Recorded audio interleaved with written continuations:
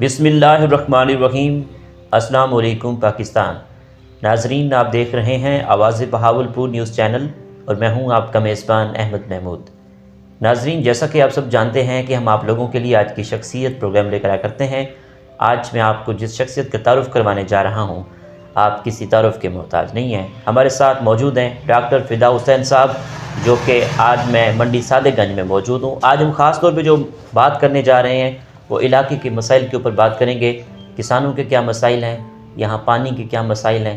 Overall آئیے doctor فدا حسین صاحب سے بات کرتے ہیں، ملاقات کرتے ہیں۔ السلام علیکم۔ جی وعلیکم السلام۔ کیا حال ہیں آپ کے؟ ٹھیک ہیں جی اللہ کا ماشاء اللہ جناب، ماشاء اللہ جناب۔ آپ نے اپنی ابتدائی تعلیم کہاں سے حاصل کی؟ آپ کا تعلیمی سفر کیسا رہا؟ ابتدائی تعلیم سر میں نے میٹرک منڈی صادق گنج سے گورنمنٹ اسکول سے کیا، ٹھیک ہے، اور ایف اے میں نے ڈگری کالج منچر آباد سے کیا ہے، اور ماسٹر میں نے آئی یو بی سے کیا۔ ٹھیک۔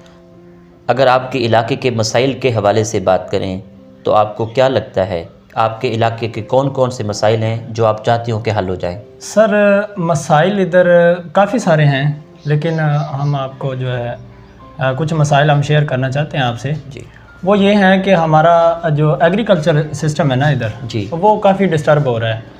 وہ اس وجہ سے ہے کہ بعض اوقات گورنمنٹ کی کچھ پالیسیاں اس طرح ہو جاتی ہیں کہ وہ جیسے کہ آپ لے لیں فرٹیلائزر سسٹم ہے، بالکل، تو یہ کھادوں کا سسٹم ہوتا ہے اس طرح کہ انہوں نے 1000 روپیہ ریٹ کم کر دیتے ہیں، بالکل، تو وہ فی ایکڑ ذمہ دار کو فائدہ ہوتا ہے، کیونکہ 1 بوری یا 2 بوری ڈالنی ہوتی ہے تو فی ایکڑ 1000 روپیہ فائدہ ہوتا ہے۔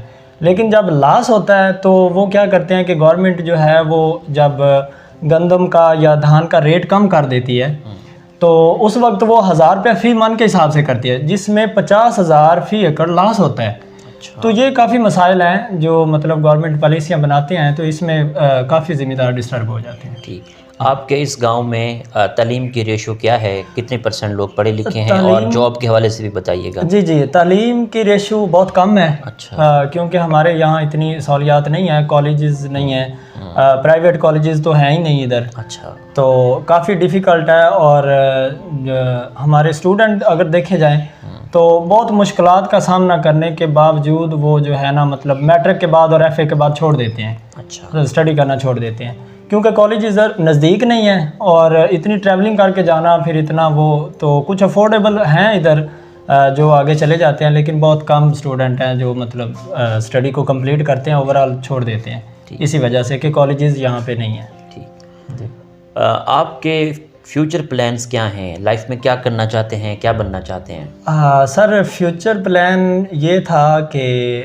میں نے ایجوکیشن میں ماسٹر کیا، ٹھیک، تو اس کے بعد کوئی ویکنسیز نہیں آئی، ہمیں کوئی اپرچونٹی نہیں ملی، وہ آپ بیڈ لک سمجھ لیں یا پھر جس طرح بھی ہے، تو لیکن اب فیوچر پلان یہ ہے کہ ہم اپنا کوئی اچھا بزنس کریں گے انشاءاللہ۔ جی ناظرین، ہمارے ساتھ موجود ہیں ڈاکٹر فدا حسین صاحب۔ ہم ان کے رقبے میں بیٹھے ہوئے ہیں، پیچھے ہمارے بیک گراؤنڈ پہ دیکھ سکتے ہیں چاول کی کاشت ہو رہی ہے۔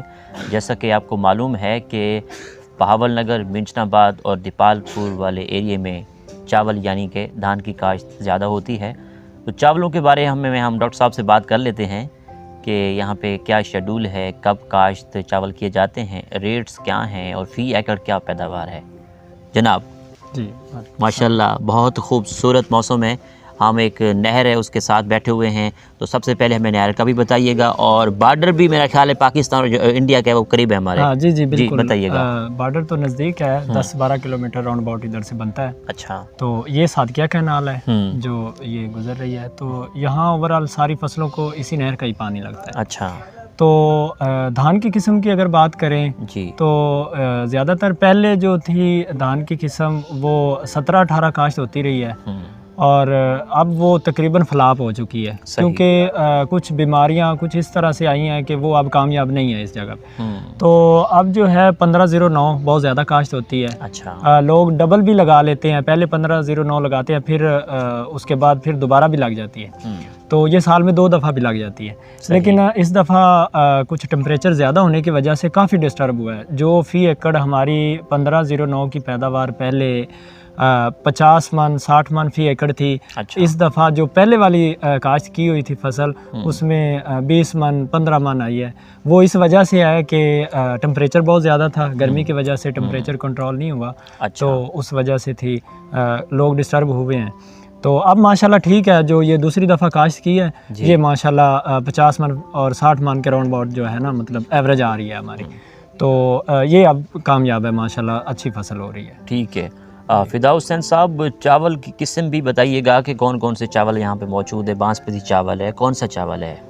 जी ये वही होता है बासमती जिसको कहा जाता है, वो 1509 है। अच्छा। और 1509 जब जो पहले 1718 होता था, ये फिर जब आगे फैक्ट्रियों में जाता है हाँ। तो वो इसमें मतलब अगर उन्होंने कच्ची का करना हो सिस्टम या सेला बनाना हो तो ये क्वालिटीज़ वो चेंज ज़्यादा कर देते हैं। तो इस तरह होता है, ज़्यादातर यहाँ 1509 ही काश्त होती है। ठीक। इस इलाके के इन्वायरमेंट के हवाले से बताइएगा, खूबसूरती के हवाले से भी हमारे नाज़रीन को थोड़ा सा जनाब बताइएगा। जी जी, खूबसूरती के हवाले से ये है कि यहाँ वैसे इतने ज़्यादा क्वालिफाइड लोग तो नहीं हैं, मतवस्त तबके के लोग हैं, लेकिन ये है कि खूबसूरती ये जो चीज़ें हैं ये नेचुरली हैं, मतलब ये बनाई हुई नहीं है। हाँ, ये नेचुरली हैं। और वैसे इस वक्त आपने विज़िट किया है तो इस वक्त तो ये फसलें काश्त हो चुकी हैं, तो थोड़ा माहौल डिस्टर्ब है। अच्छा। लेकिन जब जनवरी फरवरी में आते हैं तो उस वक्त काफ़ी ग्रीनरी और बड़ा खूबसूरत माहौल होता है।